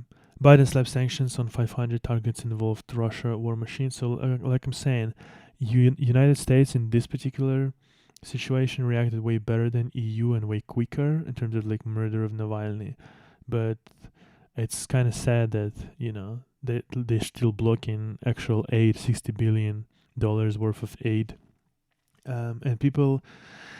I need to make like a longer video about just that. Just like people don't understand apparently that 60 billion, like it's probably like for people they think like this is a lot, but this is like less than 1/10 of actual defense budget, and that money they will go to something regardless, and it's not like your schools or anything like that. No, those money are in the defense budget. And so do you want to strengthen defense of NATO allies, essentially, of Ukraine, try to fight the worst war in Europe since 1939, 41, whatever, right? Or do you want to fuck around? And so far, they're fucking around, unfortunately. Even though, again, Biden does some things correctly and swiftly. And then Russian themselves essentially killed Kiwi, which was like one of the biggest sort of payment processors and payment like digital wallets. They also had cards, I'm pretty sure, and so on and so forth. More than 27 active clients, more than 14 millions of digital wallets. And they basically, the central bank of Russia is basically doing a cleansing right now, and killing banks like left and right. And essentially, in the end, there's going to be only one national, or maybe like two national banks of Russia that will control everything. And this is not like some sort of like a conspiracy or anything like that. This is exactly what they're doing. And yeah, they're doing this sort of consistently, repeatedly, and yeah. So there's that. Now let's quickly talk about people who are being jailed in Belarus and in Russia. 5 tiny pieces of paper. St. Petersburg artist Sasha Skachilinka's defiant final words in court. She basically protested Russia's full-scale invasion by replacing 5 shelf tags in a grocery store with information about the war, which Kremlin insists is basically like a disinformation about special military operation, which is called war, and stop the war in the first 3 days. More than 4,000 Russian soldiers were killed. Why are you silent about this on TV? Russian conscripts have been sent to Ukraine. Whatever, like you can read this essentially. I will put everything into description. But what's interesting is that, again, 5 pieces of paper, and how much she's got? I think 5 years. I think she got something like that. She's been held in pretrial detention already for about 20 months. Sorry, and she's sentenced to 7 years in prison. 7 years in prison. Speaking about, once again, why people do not protest. Well, this is what happens when you protest. People are sent to jail for 5, 7, whatever years. And then they're tortured there, beaten, they're killed sometimes. Nikita Zharavel, who burned Quran, was sentenced to 3.5 years of colony, and in that jail, he was beaten by Kadyrov, if you remember that fucking piece of shit, by Kadyrov's son. How the fuck Kadyrov's son got access to a jail, to an inmate, and then also published a video that 15-year-old piece of garbage, this cunt, is beating the prisoner in CISO. Well, he's not a prisoner, he just got access to that. And that he's getting, and for that, essentially he got an order of like hero of Chechen Republic, Chechen, whatever, and also 6 orders, 6 other medals. Just so we understand that Russia is like literally run by thugs, criminals, by just despicable pieces of shit.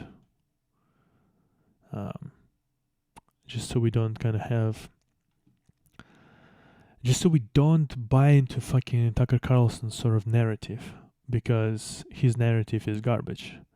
He is a liar, and this is the reality of Russia. not fucking supermarkets in Moscow or whatever. Then also in an interesting news about Belarus is that apparently there's going to be sort of in power in full force the law about national bank will be sharing information between what we call siloviki, like security forces and banking sector, about unsanctioned payment operations, or trying to create trying to make a payment operation. And what does it mean, unsanctioned operation? Who knows?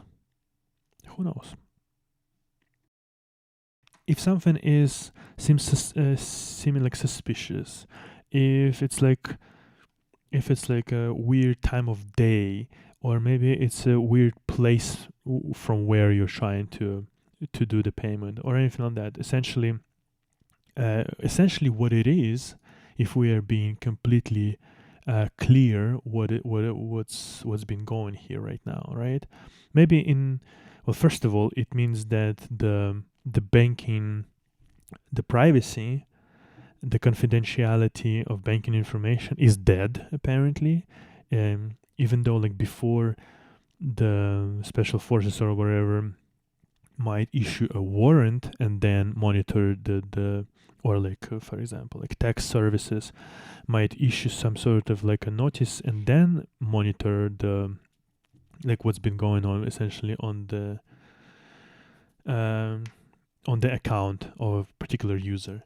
Now essentially it's going to be like automatic. Essentially, if you're going to send some payment to somewhere like, I don't know, to Ukraine, for example, that might be and will be most likely sort of a reason to include you on some kind of a watch list, and to even completely block up to 10 days any outgoing operations with your banking account, a digital wallet, or and also the special forces will be able to block up to 10 days these operations if the owner was active in some kind of illegal activities, which противоправных действий in Belarus basically means if you were protesting, more likely than not. So essentially, if you were protesting, or if you were sending money to maybe donate it to some protest groups, or some some sort of freedom advocates, some sort of foundations, that for democracy, so on and so forth. If you're doing, or again, donate it to Ukraine to somebody, or transfer some money to Ukraine, whatever it might be, your banking account might be blocked, and will probably be blocked. You will be put on some kind of a watch list, and essentially banking confidentiality does not exist since tomorrow, essentially, in Belarus. So I just wanted people to understand where I, for example, right now live, unfortunately. So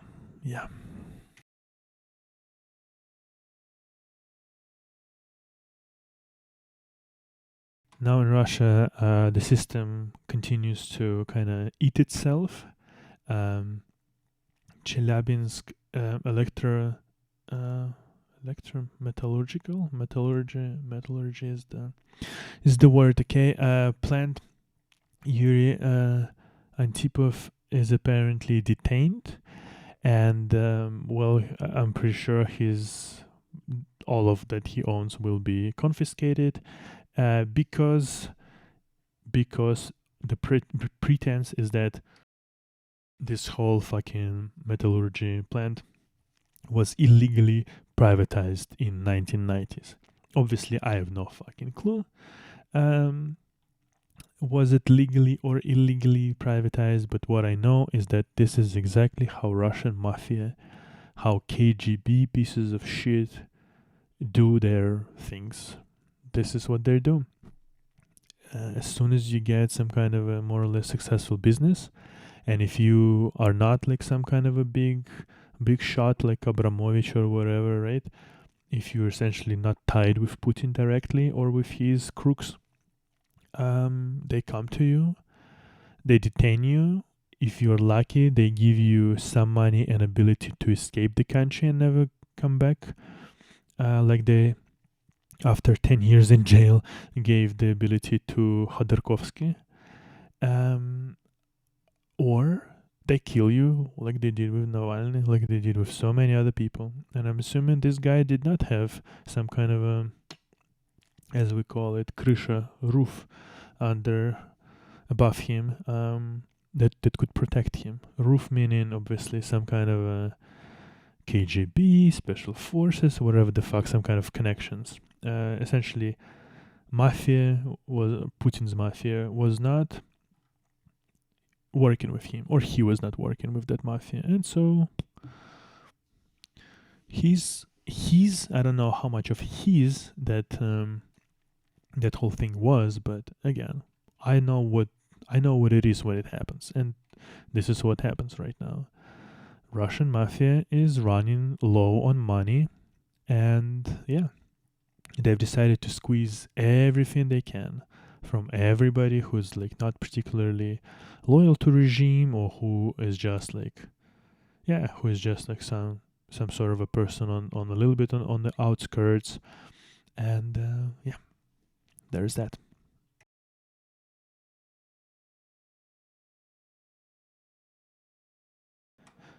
Something that people warned, the West, United States, everybody, is that Transnistria officially calls on Russia to come to its aid amid economic pressure from Moldova, the breakaway republic, aka Russian organized fucking terrorist organization. Organized a Congress of Deputies of all levels for the first time in 18 years. First time in 18 years, huh? Well, that's interesting. And yeah, this is what happens when you do not respond swiftly and really firmly to the dictator, to actual like threats. Yeah, threats like that. This is what happens. The wars, the disinformation campaigns, the chaos, the pitting people against each other, sowing of distrust, all of that will happen and will continue to happen unless people wake up to the tyranny of Putin, and unless they actually start standing against this. And until they do, these things will continue. So now there is like a real possibility that this whole Transnistria region either will try to destabilize sort of things in Moldova more, or try to maybe attack Ukraine from the other side, essentially spreading Ukrainian defense thinner and thinner. And now, given the fact that Ukraine doesn't have enough weapons and so on and so forth, shells, they can actually do some damage. So, was it gonna happen? I don't know. I have no clue. But what I know for 100% is that people just need to wake up to this whole thing. Interesting thing, Minister of Foreign Affairs of Lithuania said, which is a good thread, I will include it, but just like a few lines. We declare red lines for ourselves, but not for Russia. We publicly tie our own hands while leaving Putin free to pillage, rape, and destroy. We create strategic transparency, not strategic ambiguity. It's time to change course. Putin is prepared to cross borders. He's not prepared, he's doing this all the time. Subvert democratic governments, ignore treaties, and rewrite the past in an attempt to legitimize the invasion and annexation of his so-called lands of historic Russian interest. Putin threatens NATO with nuclear missiles. And what about our response? We have taken every opportunity to declare what we are not going to do. We've imposed red lines onto ourselves. We are an open book to Putin because he expects that tomorrow will bring neither Taurus nor ATACMS nor even sufficient amount of ammunition to Ukraine. He wakes up every day knowing there will be no strategic dilemmas that will shift his calculations either on the battlefield or beyond. And that's just all true. And yeah. If we think defeat can be limited to Ukraine and Putin will have no further ambitions, we have a very harsh lesson coming. But if we want Ukraine to win, we must keep everything we have on the table. And this is just that. Like, further you go from sort of the border, essentially, with Russia, the further people don't understand what it means exactly. Luckily, Sweden and Finland joined NATO. Sweden, basically, I think tomorrow there will be like the final sort of ratification thing. But on the whole, I think like everybody sort of agreed that Sweden should join and so on and so forth. So everything seems to be fine with that. Yeah. Oh, and also, I forgot I wanted to put this as well. Memorial co-chair and veteran human rights activist Oleg Orlov sentenced to 2.5 years in prison for discrediting Russia's army. Human rights organization Memorial. He was a co-chairman, and the court sentenced him to 2.5 years. Essentially.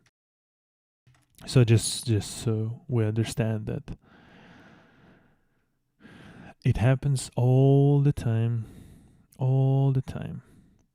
and when people are not so big, the profiles of the people who are jailed is not so big as Navalny. People don't really talk about them, but he is been doing this kind of human rights activism for quite a long time, as far as I know. So yeah. And yes, it's dumb that he did not leave Russia, as it was dumb in case of Navalny and many others, but that's their decision. But yeah.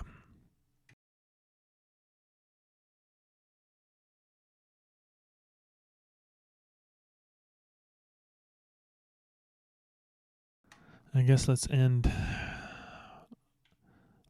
sort of today.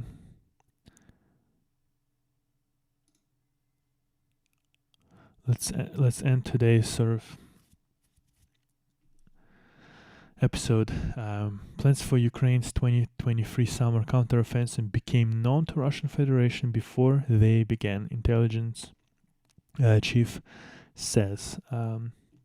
Kirill Budanov said that essentially Russia knew about their counteroffensive operation, again, even before it began. And this is something that Yuri Shvets on his YouTube channel has pointed out many times, that Zelensky should be asking sort of his good buddy, and Zelensky is not doing that. But apparently the good buddy with ties to Moscow, and now there are more people in Ukrainian government, and especially in Yermak. I'm talking about Yermak. And now apparently there's even more sort of people involved in Ukrainian like counteroffensive and things like that who have ties to Russia, like Syrsky, for example. But again, like I don't know. I like these are sort of insinuation. I don't know how true they are.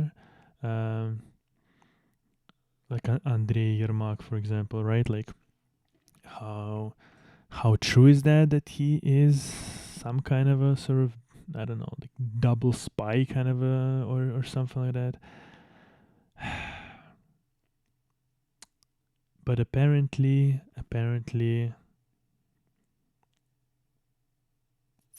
yeah, apparently there's somebody in the Zelensky's apparatus that has access to things that they shouldn't, or deliver that information to Russia, and that's very sort of worrying. It's very worrying because obviously that means that, you know, sort of the close circle of Zelensky could not be trusted. But apparently Zelensky himself doesn't really know who that is or who that might be. Or maybe he just doesn't want to believe that it might be like literally one of his like sort of best buddies or whatever. Which is sad. And there's also been actually, while we're here, there's also been obviously news about the blockade of the Polish border, and just in general, sort of the whole situation with the grain. That again, it's all like Russia is definitely Russia. Russian fucking footprints are all over this place. Again, seeding tensions between the countries in this case, not inside the country, between Polish giant air quotes farmers and Ukrainian farmers, and that these Polish farmers essentially destroying the grain that Ukraine tries to export. And what's interesting is that the grain from Ukraine is just 5% of the total export of Ukrainian grain passes through Poland in transit. It doesn't really sort of how they sort of twist the narrative, which are Kremlin who is doing this, twisting the narrative that somehow like, oh, it's like super is like basically cheap Ukrainian grain will destroy the profits or actual farmers in Poland or whatever. Probably fucking garbage mostly. But instead of actually resolving those conflicts and whatnot, Poland may ban more Ukrainian imports, says Prime Minister Donald Tusk, which is not actually sort of the decision that should have been made whatsoever. And so it's really kind of a sad state of affairs when Donald Tusk was supposed to be sort of like the chosen one, the savior, so to speak. Actually, like, yeah, tying two countries sort of closer together and being just a good sort of ambassador and whatnot. And instead, it seems like he is involved in all sorts of the same shenanigans that, frankly, Russia would want Poland to start being involved to. Which is sad. Which is really, really sad because, again, this plays exactly sort of into Russians' hands. Exactly. And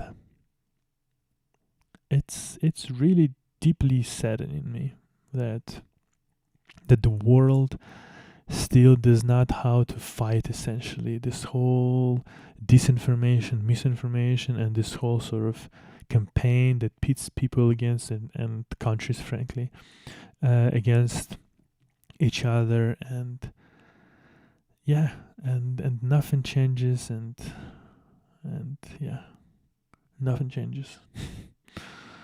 Nothing changes. But yeah.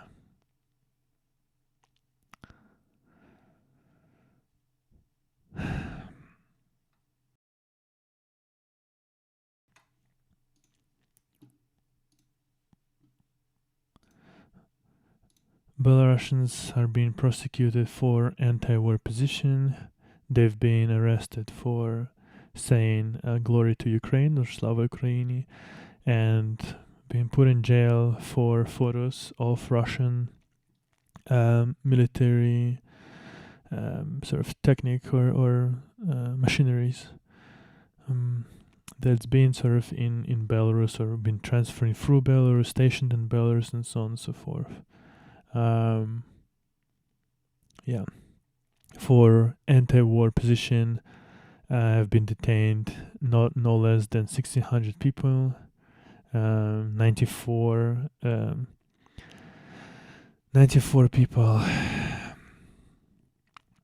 detained and already jailed for criminal offenses from 1 to 23 years, and nobody talks and nobody will talk about that because it's a small country. Very few people actually are brave, or I don't know, are stupid enough to actually stand against this regime, because it literally doesn't bring anything but your own either death or harm to your health and so on and so forth. But it's important that it is acknowledged that it is a reality, and yeah, unfortunately people don't really pay attention. So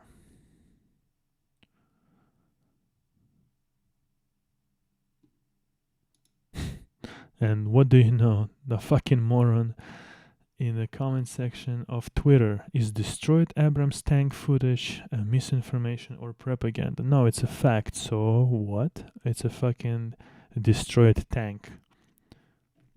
It's a tank. It's not supposed to be a fucking Wunderwaffe with like fucking whatever the fuck invincible capabilities. It's a tank. Tanks in war do get destroyed. So, Russia made Poland's prime minister say they will ban UA import. Is that what you're saying? Are you insane? No, you're just a fucking either braindead moron. That's gnil. That's gnil. Okay, well, which means grandfather has rotten. Nice fucking name. See, like these cunts are all over the place, and I just don't understand. Are they actually real people or are they paid? I'm just hoping they're all at least getting paid, because if people out of their own volition are so fucking brain dead, that's like way worse. That's way worse. But yeah. Enjoy your fucking 20 rubles for actually posting this garbage. Hope you've earned today's whatever fucking quota you needed to type. Good job. This is just proves my point. So this, so that, and again, like throwing just absolute like outrageous garbage shit at you. And then, like I said before, if you start to defend the positions, it's like they're throwing more and more shit at you, which doesn't make any even sense. None of them are connected or anything like that. And just argue with people like that, it's not worth it. It doesn't make any sense, because you are literally wasting your time arguing with Russian paid bots. They're getting paid for that. You're not getting paid for that. And so, yeah, it's literally like a absolutely useless activity. So, yeah. All right. Enjoy your fucking miserable life, you cunt, and I hope you will also rot very, very quickly. You already rot inside, so that ship has already sailed. But yeah, hope you will rot soon in the fucking ground as well.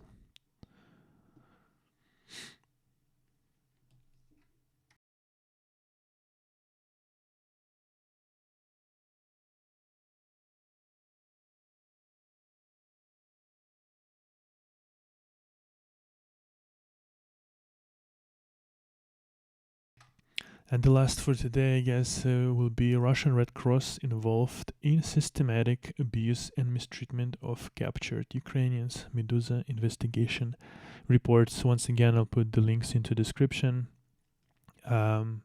because once again, it's important to read it. It's important to boost the information, and it's as simple as that.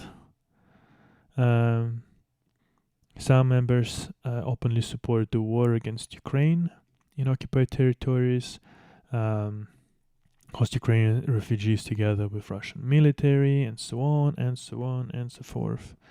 And a lot of they've been called Ukrainian pigs. It's a strong read. It's a strong read, but it's a worthy read. A lot of these international organizations, United Nations, whatever the fuck was there in Gaza, UNSW something, whatever. A lot of them are actually fucking either like occupied or in close tight contacts with fucking literal terrorists. So it's not particularly news to me that the Russian Red Cross is another one of those fucking garbage organizations. It's just, it's really sad that international communities are actually wasting money on pieces of shit like that. Again, worthy read. I'll put the links into description. But yeah, there's that.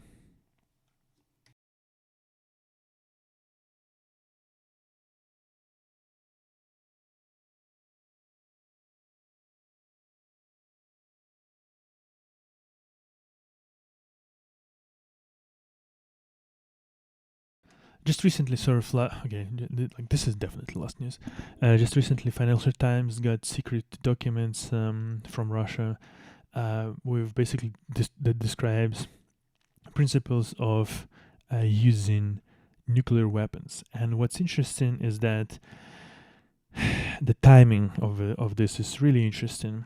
Is when Macron basically says about potentially sending actual soldiers to help Ukraine, and then Scholz immediately says that no EU, NATO will be there, which actually it doesn't make sense in terms of like Scholz cannot really prohibit other countries just to send somebody there if it's in terms of like country to country base, sort of if there's some sort of like a negotiations between whatever, let's say Italy and Italy is a fucking awful example. Let's say Sweden and Ukraine, or like Finland and Ukraine, or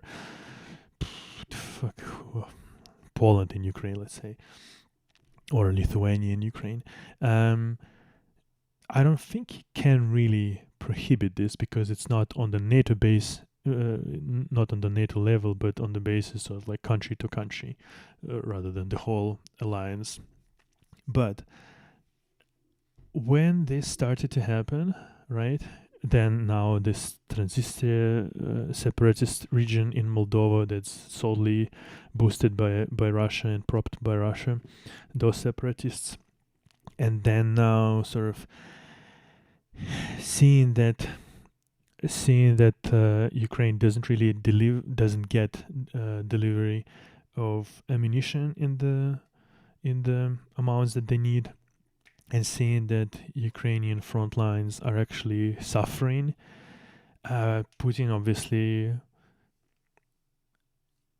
he wants more offensive operations right now in Ukraine, And again, in response to those potential operations, seeing that Western countries sort of start thinking, oh, maybe we should send like our guys to help Ukraine.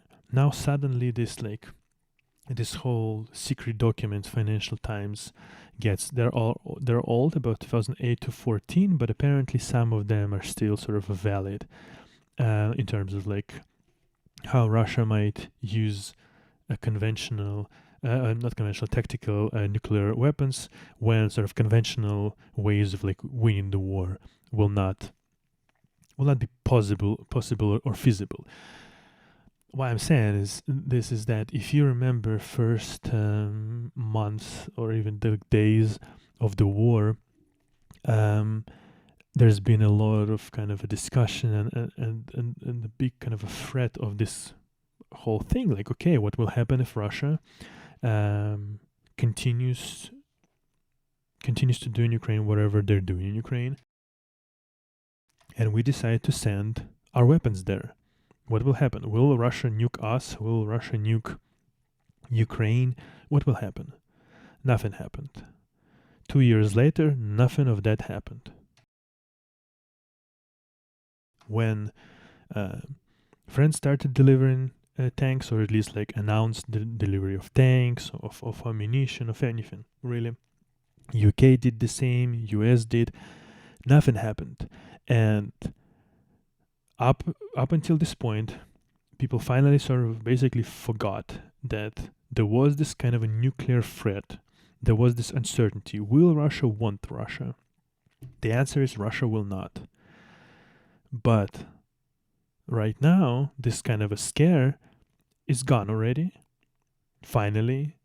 And now this, again, this new leak, these new documents. How did this document appear suddenly right now, when the West is talking about sending more like weapons like Taurus and Atacams and things like that? And now suddenly, for some reason, again, this nuclear thing resurfaces. Why now? Why now, and who benefits from this kind of a rhetoric? Well, I can tell you easily who benefits. Russia benefits from this rhetoric. Because it again sort of instill fear in Scholz, most of all, in Macron apparently to some extent as well, and they're especially in Scholz, and they again have to think about, fuck, is it possible that Russia is actually that crazy that they will use nuclear? No, they will not. They will not. So just send anything and everything to Ukraine. Just do that. Because like look, it is so obvious. It is so obvious why it is right now that like I don't get it. And sometimes, really, like sometimes these so-called journalists should just shut the fuck up. Should just literally shut the fuck up. In case they can't like piece two and two together how they're being manipulated, how they've been fed some kind of leaks and these like secret air quotes documents that describe the things that benefiting only Russia in the current scenario at the current time. So if only people would start fucking using their heads. Russian lies are not that sophisticated.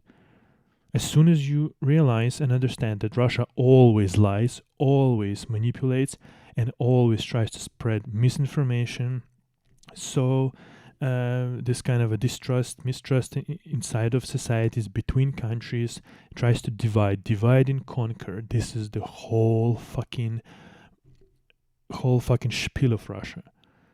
They're not some sophisticated fucking evil, I don't know, created in fucking Mordor or whatever.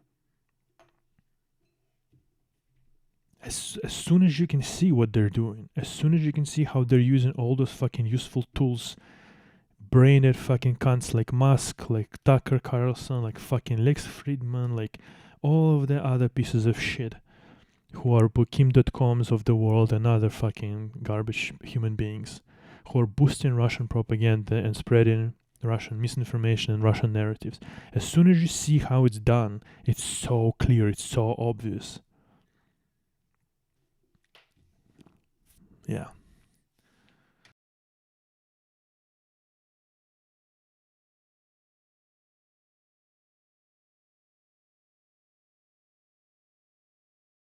Okay, this one is definitely the last one. 2 years of Russia's war in Ukraine in photos. Once again, I'll put several links of that nature into description just so people do not forget how it was from the very beginning. Do not forget absolute massacres in Irpin, in Bucha, around sort of Kiev, in those like smaller towns. And people should not forget these images that were absolute fucking shock to the whole world, especially essentially in just 2 years. I understand that there's been like way more evil done by Russia, but these images should not be forgotten because they bring you back to that point in time and remind you how you felt if you are like a sane human being. If you're a sane human being and have any modicum of empathy, you must understand that who is the aggressor, who is doing evil here, who is trying to destroy other nation, who came to whose land and murdered civilians left and right and destroyed houses, completely obliterated whole cities, wiped it out from the face of the planet essentially. And now quite literally wiping it out from the face of the planet in terms of even deleting it from the maps, from like Yandex Maps, Russian alternative to Google Maps essentially. All this horror, all this tragedy, all of that is what Russia brought to Ukraine. To Ukrainian civilians who simply wanted to exist. It's the same thing that's happening right now, or was happening, it is happening, continuous basis. Everyone around Israel wants to exist, and around Israel, Arabs want to destroy it. Islamists, Arabs want to destroy Israel. In this case, it's Russia who wants to destroy Ukraine. Completely obliterated city of Mariupol. Many of them. Avdiivka right now completely wiped out from the face of the earth. And all of that for what? Huge fucking missiles simply to completely wipe out the whole section of the building. Only civilians. People tend to forget these photos because the next day there will be more photos like that, unfortunately. And the next there will be more, and the next will be more, unless Putin is stopped, unless Russia is completely defeated, and unless Russia is completely obliterated and being crushed to the degree that it is separated into 10, 15, 20 different separate countries. Russia in its current form must not exist if the world wants to actually see some kind of a peace.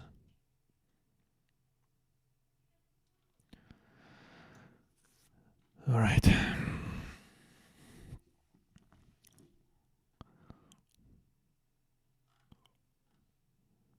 It's been Critical Discussions, episode 29, February 2024, and I'll see you in the next one.